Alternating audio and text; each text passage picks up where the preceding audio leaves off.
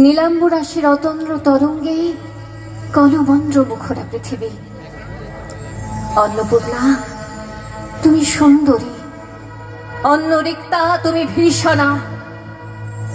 একদিকে আপক্ষ ধান্য ভারনম্র তোমার শস্যক্ষেত্র, সেখানে প্রসন্ন প্রভাত সূর্য প্রতিদিন মুছে নেয় শিশির বিন্দু, কিরণ উত্তরীয় গুলিয়ে দিয়ে।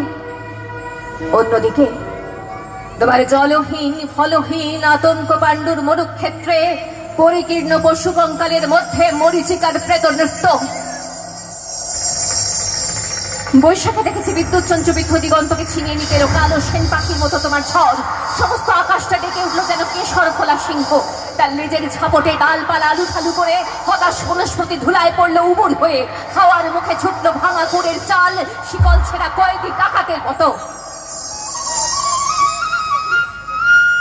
আবার ফাল্গুনে দেখেছি তোমার আতপ্ত দক্ষিণে হাওয়া ছড়িয়ে দিয়েছে বিরহ মিলনের শবত প্রলাপ। চাঁদের পেয়ালা ছাপিয়ে দিয়ে উপচিয়ে পড়েছে স্বর্গীয় মদের ফেনা। বনের বনমর ধ্বনি বাতাসে স্পর্ধায় ধৈর্য হারিয়েছে অকস্মাৎ কল্লোচ্ছ্বাসে। স্নিগ্ধ তুমি, হিংস্র তুমি, পুরাতনী তুমি, নিত্য নবীনা। অনাদি সৃষ্টির যোগ্য হুতাগ্নি থেকে বেরিয়ে এসেছিলে সংখ্যা গণনার অতীত প্রত্যুষে। তোমার চক্রতীর্থের পথে পথে ছড়িয়ে এসেছ শত শত ভাঙা ইতিহাসের অর্থলুপ্ত অবশেষ। বিনা বেদনায় বিছিয়ে এসেছ তোমার বর্জিত সৃষ্টি অগণ্য বিস্মৃতির স্তরে স্তরে। জীবপালিনী, আমাদের পুষেছ তোমার খণ্ডকালের ছোট ছোট পেঞ্জরে। তারই মধ্যে সব খেলার সীমা, সব কীর্তির অবসান। আজ আমি কোনো মোহ নিয়ে আসিনি তোমার সম্মুখে। এতদিন যে দিনরাত্রির মালা গেঁথেছি বসে বসে, তার জন্য অমরতার দাবি করব না তোমার দ্বারে।